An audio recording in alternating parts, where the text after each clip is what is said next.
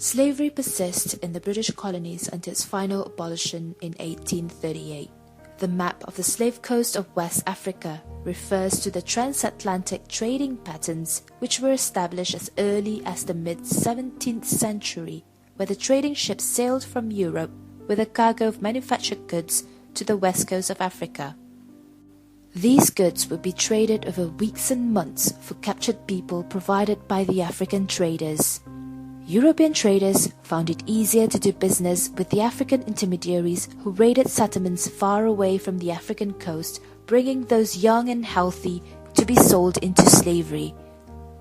Once full, the European traders' ships would depart for the America or the Caribbean on a notorious Middle Passage. During this voyage, the slaves would be kept in the ship's hold, crammed close together with little space or even no space to move. Conditions were squalid, and many people did not survive the voyage. It has been estimated that by the 1790s, 480,000 people were enslaved in the British colonies. Think again. Modern slavery is closer than you think it is. Slavery was central to the economic transformation to modern capitalism. It was stamped out in the middle of the 19th century, making its comeback because of the economic transformation of the last 3 decades. The process we call globalization. Slavery is part of the 21st century global supply chains, just as it was in the 18th century. Look at it this way. Products of modern slavery could be in your wardrobe and on your table. So what is modern-day slavery? There is no globally agreed definition of modern slavery. Then you're probably wondering, what is the difference then? Historically, in many countries around the world, slavery was legal and operated openly. Modern slavery takes place in defiance of laws banning it, and is therefore a criminal activity. It also takes many different forms in farms, factories, and private homes, including forced, bonded, or involuntary prison labor, or workers being required to lodge deposits or their identity papers with their employer, making it impossible for them to leave their employer. Slavery, in accordance with the 1926 Slavery Convention, is a status or condition of a person over whom all or any of the powers attaching to the right of ownership are exercised. Since legal ownership of a person is not possible, the key elements of slavery is the behavior on the part of the offender as if he or she did own the person, which deprives the victim of their freedom. Meanwhile, forced or compulsory labor is defined by the ILO Forced Labor Convention, which involves coercion, either direct threats of violence or more subtle forms of compulsion. The key elements are that work or service is exacted from any person under the menace of any penalty and for which the person has not offered him or herself voluntarily. According to United Nations Declaration of Human Rights, Article 4 states, "No one shall be held in slavery or servitude. Slavery and the slave trade shall be prohibited in all their forms." Slavery is a fundamental abuse of human rights and a major obstacle to social justice. It is an affront to our humanity and it has no place in the 21st century. The International Labour Organization, ILO, estimates that globally there are 21 million victims of forced labor, generating $150 billion in illicit profits for those who exploit them. Global commitment to combating modern slavery has increased, but current responses still fall short of addressing the entirety of the challenge or its root causes. Now that we know slavery is not a thing of the past, the Director General of the International Labour Organization ILO, Guy Ryder, calls on governments to make real change in the lives of the 21 million people worldwide who are trapped in modern slavery. Ending the modern slavery requires strong legislation, strict implementation, joint commitment of countries and social partners, along with effective support system for the victims. Slavery and trafficking permeates aspects of the legitimate economy. Reputable organizations may be satisfied that their own operations are slavery-free, but are less clear about their supply chains and other business relationships such as outsourcing partners and joint ventures. With the aim of stamping out slavery and trafficking, the UK government has implemented the Modern Slavery Act 2015.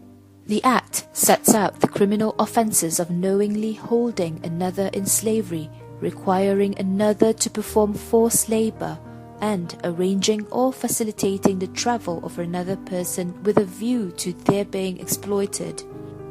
It increases penalties and strengthens the powers of the police and border forces. While the Act focuses on catching criminals and helping victims, it contains preventative measures as well. The new disclosure duty is one such measure, encouraging businesses to take steps to stop modern slavery. At this point, you're wondering, what does the UK Modern Slavery Act mean for companies? What can companies do to assess and reduce the risk of slavery in their supply chains? And what are the implications for non-compliance? The Modern Slavery Act 2015 aims to tackle modern slavery by encouraging organizations to engage the issue more actively. It demands increased transparency in the supply chains that will require all qualifying organizations to publicly disclose how they are tackling modern slavery in their own supply chains. The Act itself is in 7 parts.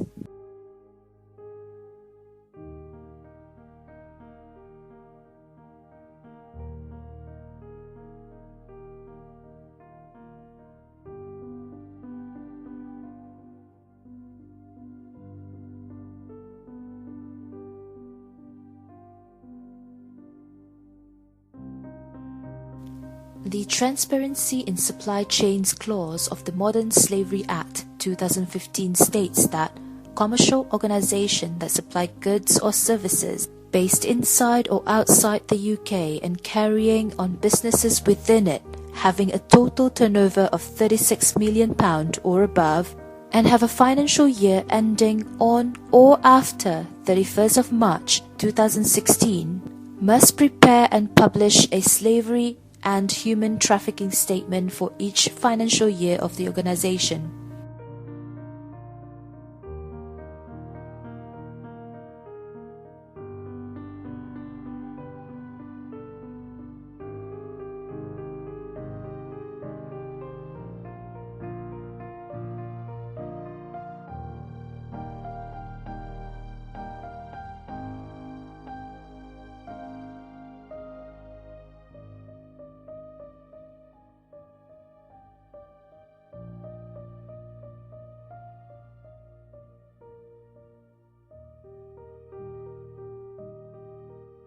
The government guidance acknowledges that there is no right or wrong way of presenting the compliance statement. It encourages clarity and the need to combine sufficient detail for the statement to be meaningful without overwhelming the reader with minutiae. It does state, however, that the statement must detail all the steps the company has undertaken to tackle slavery and compliance in its supply chains. The Act itself contains some suggestions as to the contents of the statement. The statement then must be approved by the Board of Directors and signed by a director. In the case of a limited liability partnership, it must be approved by the members and signed by the designated member. The Act requires each qualifying organization to publish a slavery and human trafficking statement on their website and include a link in a prominent place on the homepage.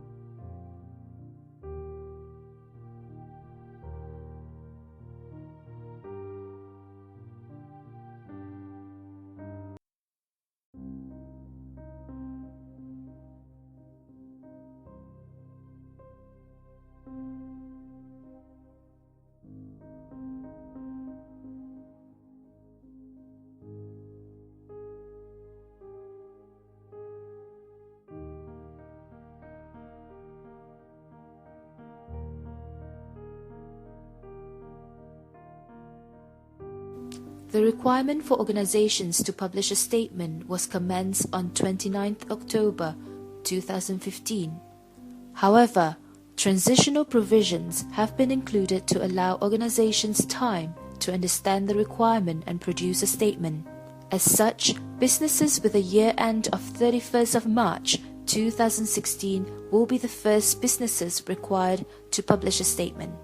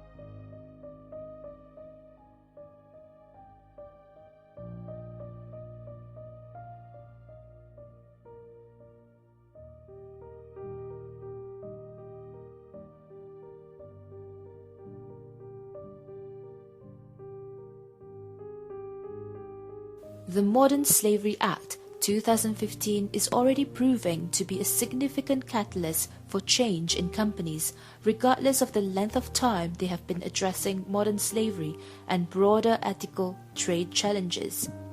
There are a significant number of both drivers for and barriers to companies working towards the elimination of modern slavery in their supply chain.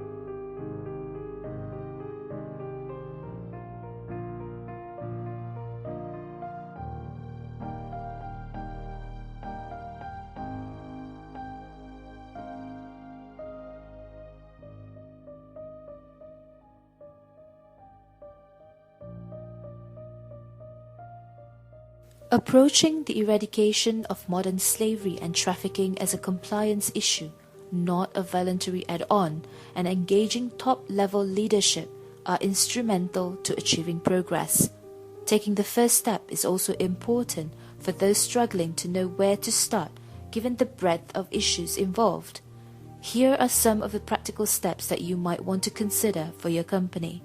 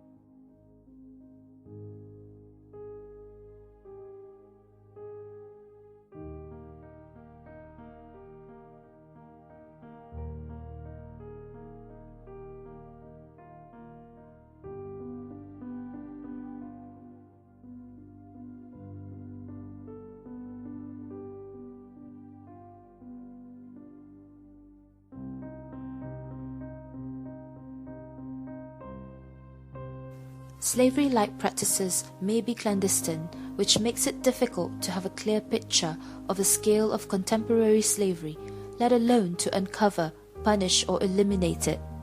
The problem is compounded by the fact that the victims of slavery-like abuses are generally from the poorest and most vulnerable social groups. Fear and the need to survive do not encourage them to speak out. There is enough evidence, however, to show that these practices are vast and widespread. It is easier to think of slaves through the prism of remoteness, but the reality of modern slavery, however, is that you may have tipped a slave the last time you ate in a restaurant, handed over your keys for a car wash, or had your driveway relayed. Slavery is here, and it's right under our noses, hidden in plain sight. We are all guilty by association, since we are all driven by fast and cheap goods or services. Everyone has a contribution to make to a world order which no longer tolerates inhumane exploitation.